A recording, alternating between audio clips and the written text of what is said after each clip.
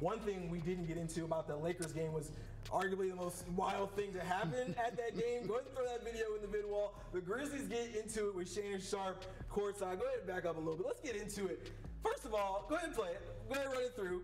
We see T. Morant down here in the corner. Stop it right here. My poor security guard trying to take out Steven Adams. Play it.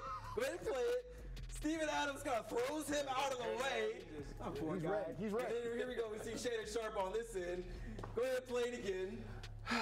If I can read lips, I bet you won't.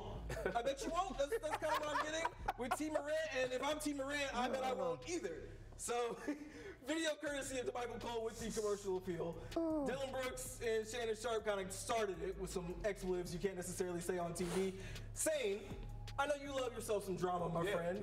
What were your thoughts on what happened here, courtside? Man, I thought it was amazing. I thought it was incredible, actually. I mean, this is We Don't Bluff City, man. This is Memphis, Tennessee. We don't do a lot of talking, and you know, guys, we're talking on the court.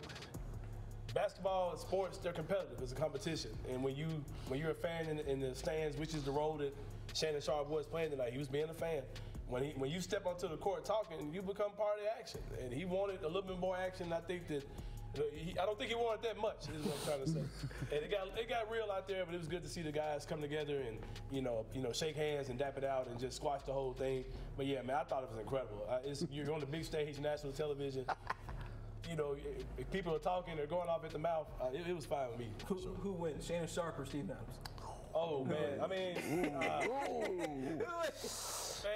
Shannon's a big dude, man. But the thing about that though, it wouldn't have been no one-on-one. Yeah, that's a good point. It would have been no one-on-one to it. So you mentioned they squashed it. I think everybody squashed it, but Dylan Brooks, he called Shannon Sharpe a blogger in the locker room afterwards, and I'm sure Shannon didn't like that too much. Evan, what were your thoughts on what you saw? It was a wild scene. It was entertaining. It was wild. It was weird because again, Shannon Sharpe, known for talking a lot, one of the great trash talkers in NFL history, obviously a Hall of Fame tight end.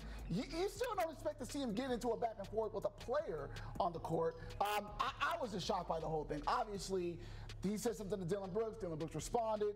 It kind of escalated from there. And again, as Shannon Sharpe, you are an OG, as I like to say. You should have de-escalated the situation. Once Dylan Brooks said something back to you, you should have calmed down and said, laugh it off, young blood, whatever. But really, he kind of made it a little bit more than it was. So the Grizzlies, they backed each other up. We know they all got each other's back, and they obviously hugged it out, Shannon and Team Morant.